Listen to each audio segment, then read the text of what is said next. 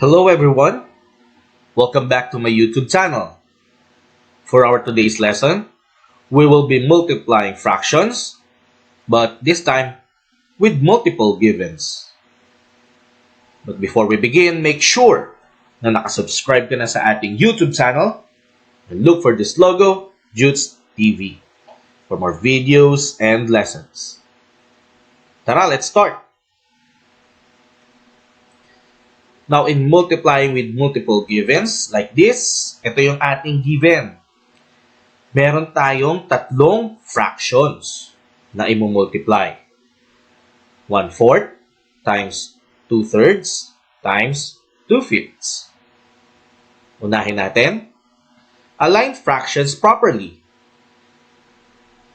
Now, align natin yung unang fraction. Let's solve for the first fraction term, which is 1/4 times 2/3.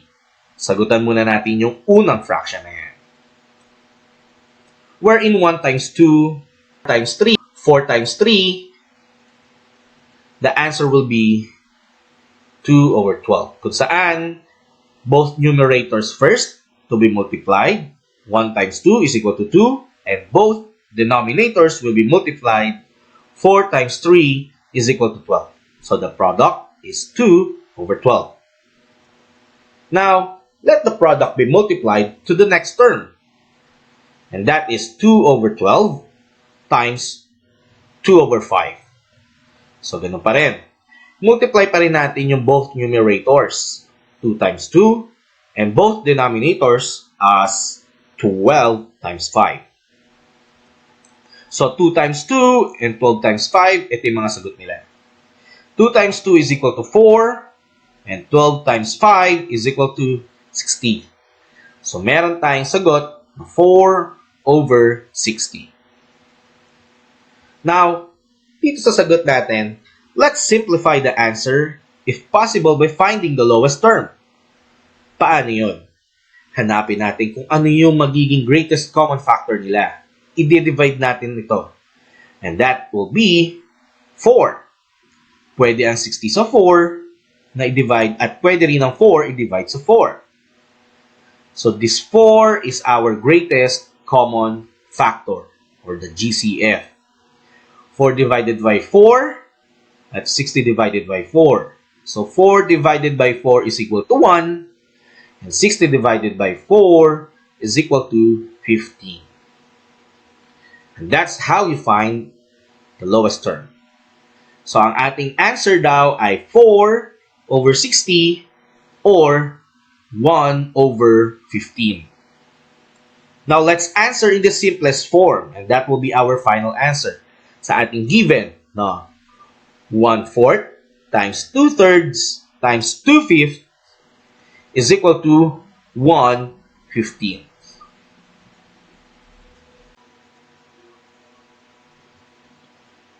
Now, let's have our second given. Kung saan meron tayo ditong 3/4 times 2/3 times 5/6. So, sundin lang ulit natin yung steps. First, let's align fractions properly. Dito kunin natin yung first term dahil yun yung una nating isosolve. So, let's solve for the first fraction term. And that is 3/4 times 2/3. Now, let's multiply first the numerators. So, both numerators ang i-multiply. And then after that, both denominators i-multiply.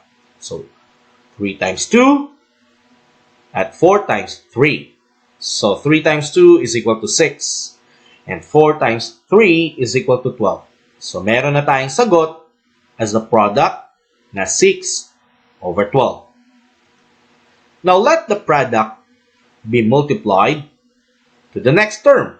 So, ang ating 6/12 or 6/12 will be multiplied to the next term, which is 5/6. Kung saan 6 times 5, both numerators will be multiplied, at both denominators will be multiplied too, as 12 times 6. So, the answer will be 6 times 5 is equal to 30, at 12 times 6 is equal to 72. Next, dito sa answer natin na 30 over 72, let's simplify the answer if possible. Now, let's try to find the lowest term. Alamin natin, ano ba yung pwedeng maging divisible by 30 na pwede rin maging divisible by 72? Tingnan natin. So, pwede pala si 6 kay 30 i-divide. At pwede rin naman si 72 i-divide kay 6. So, they have common factors. And that is our GCF, 6.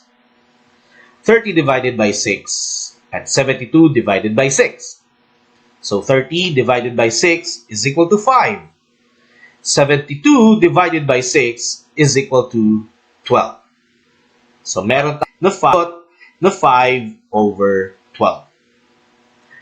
So the answer will be 30 over 72, or the simplest form is 5 over 12. Now, let's have our final answer sa ating given na 3 over 4 times 2 over 3 times 5 over 6. And that is our lowest term, 5 over 12. And that's how you answer fractions in multiplying with multiple givens. Thank you for watching.